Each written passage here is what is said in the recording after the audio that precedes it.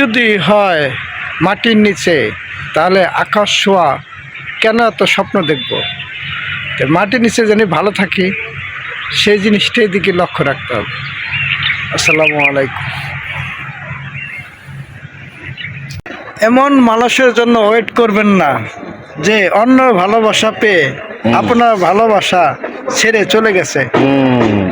সে যদি ফিরেও আসে তবুও না, আর সে যদি পায়েও ধরে তাও সেটাকে গ্রহণ করবেন না। কারণ এই লোক তো সেবল দিয়ে চলে গেছে, এ যতই ভালো হোক সাধুপানা হোক, ওইটা আবার সে বিষাক্ত সেবলই দিবে।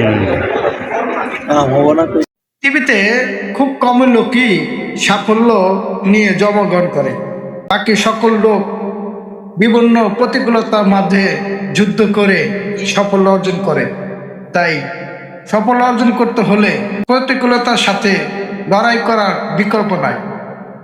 যে কোনো প্রতিকূলতার সাথে লড়াই করেই জীবনে বড় হতে হয়, তাছাড়া আর কোনো বিকল্প পথ নাই। কারণ গরিব মানুষ এবং মধ্যবিত্ত লোকের এই পথ ছাড়া আর কোনো পথ নাই।